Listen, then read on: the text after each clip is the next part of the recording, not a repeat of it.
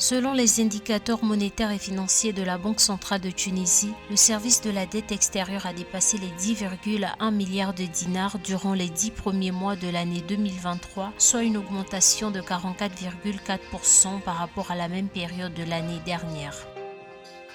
En vue de faire face aux besoins de financement de son budget, l'État du Mali a obtenu le 6 novembre 2023 au niveau du marché financier de l'UEMOA un montant de 31 milliards de francs CFA. L'émetteur compte rembourser les bons le premier jour ouvré suivant la date d'échéance fixée au 6 mai 2024. Au Kenya, l'économie devrait croître de 5,5% en 2023 contre 4,8% en 2022, a annoncé le 8 novembre 2023 le gouverneur adjoint de la Banque centrale du Kenya. Cette croissance serait portée par un rebond dans les secteurs de l'agriculture et des services ainsi que par les mesures prises par le gouvernement pour dynamiser le secteur industriel.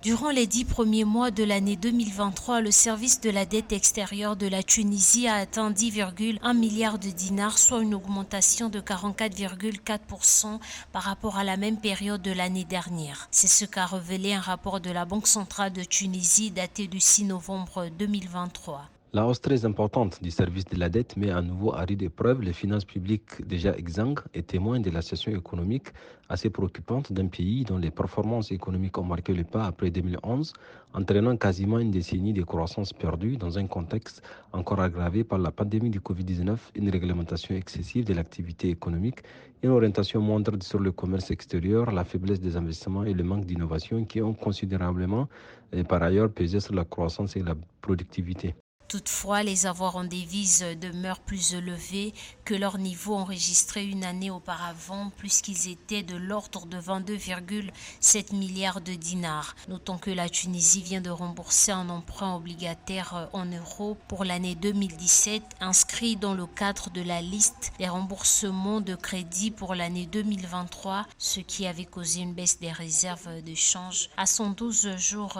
d'importation fin octobre 2023. Et avec la dégradation de la croissance et de l'emploi, le pays s'est de plus en plus appuyé sur l'État-providence pour répondre aux attentes des citoyens en faveur d'une amélioration de leurs moyens de subsistance et que l'État peine à satisfaire en raison des difficultés à mobiliser des ressources auprès des bailleurs multilatéraux.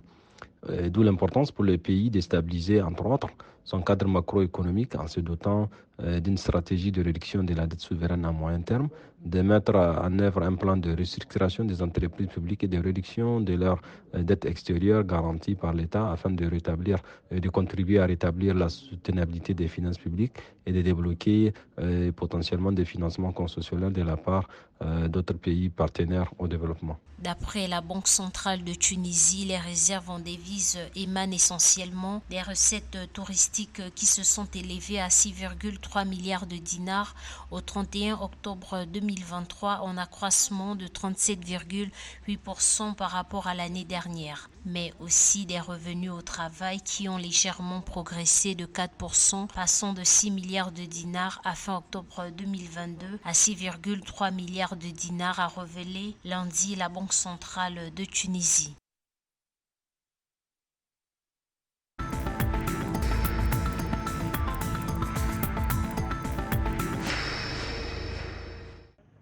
Le Trésor public malien a bouclé avec succès le 6 novembre 2023 au niveau du marché financier de l'UEMOA un montant de 31 milliards de francs CFA. Objectif, mobiliser des ressources conséquentes pour assurer le financement d'infrastructures de développement prévues au budget 2023. L'émetteur compte rembourser les bons le premier jour ouvré suivant la date d'échéance fixée au 6 mai 2024 pour les titres ayant une durée de 182 jours et au 4 novembre 2024 pour ceux de 364 jours. Les intérêts sont payables d'avance et précomptés sur la valeur nominale des bons.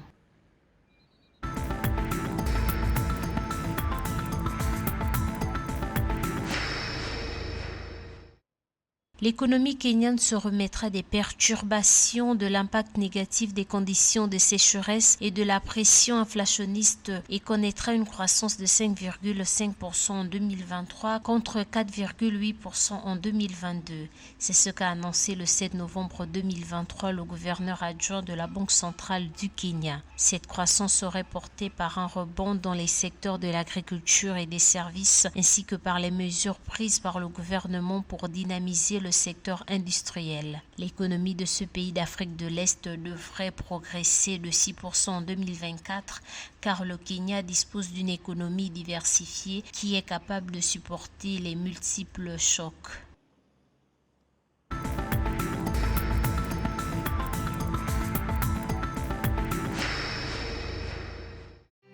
Le Trésor public camerounais a versé la somme de 5,7 milliards de francs CFA au producteur indépendant d'électricité britannique Globelec pour redémarrer ses centrales à gaz de Kribi et à Fouel d'Ibamba, mises à l'arrêt depuis le 31 octobre 2023. Cette mesure vise à réduire l'accumulation des arriérés de paiement de ces factures par la société Eneo chargée de la distribution d'électricité au Cameroun. Notons que cette somme s'ajoute aux 2 milliards de francs CFA déjà reçus d'Eneo le 27 octobre 2023. Selon les chiffres officiels, les tensions de trésorerie de la compagnie d'électricité sont telles qu'au 31 décembre 2022, la dette fournisseur d'Eneo atteint 333 milliards de francs CFA, soit 48% de la dette globale de l'entreprise estimée à 700 milliards de francs CFA.